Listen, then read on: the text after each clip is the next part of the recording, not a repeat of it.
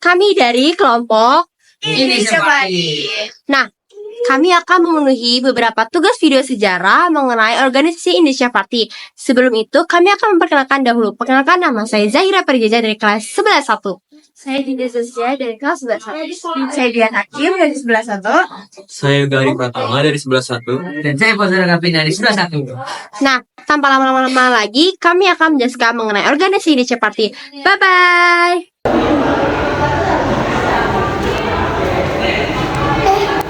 Merah-merah nih. Udah stres banget ya sih kita ada merah-merah. Kalian tahu nggak sih latar belakang mengenai organisasi Indonesia Party itu apa? Kalau kalian penasaran, yuk ikutin aku.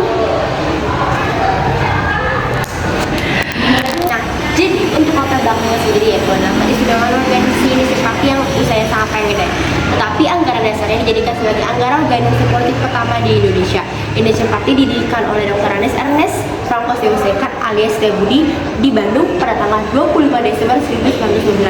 Lalu Dewasekar ingin membangun sebuah industri band yang dimana campuran antara organisasi Asia dan Eropa yang berdiri sejak tahun 1898. Lalu organisasi Indonesia Party semakin bertambah kuat karena mereka bekerja sama dengan Dr. Andes Cipto Mangunkusumo dan Dr. Andes Wadi Swaringa atau yang kita kenal dengan Ki Hajar Dewantara.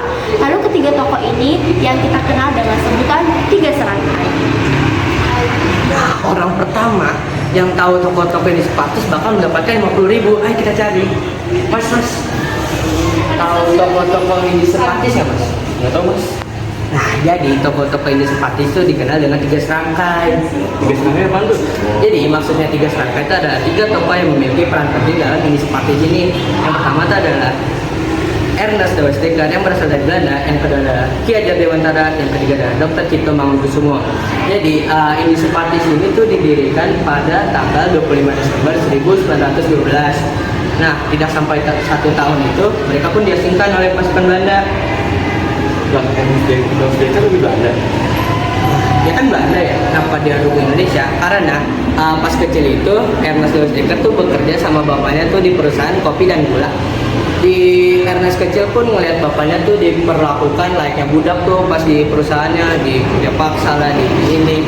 Nah, pas dia datang di Indonesia, ia melihat tuh para pribumi bangsa Indonesia yang diperlakukan layaknya bapaknya tuh di kerja paksa lah, di apalagi tuh. Makanya pun ia bekerja sama dengan Indonesia untuk mengusir para kolonial Belanda. Gitu loh, Bang. Jadi Bang. Ya, Bocahnya jadi bocah. Nah, saya yang tahu, Mas nggak tahu aja. Ya, segitu saja. kalian tahu nggak sih tujuan didirikannya Indonesia Party? Nah, kalau belum tahu nih, aku bakal ngasih tahu. Jadi tujuan yang pertama adalah melakukan patriotisme kepada seluruh Inggris, karena tanah air memberikan mereka kehidupan yang layak. Nah, yang kedua adalah membangun tanah air India. Yang ketiga adalah melakukan kerjasama atas dasar persamaan ketatanegaraan. Yang terakhir adalah memajukan kehidupan rakyat yang merdeka.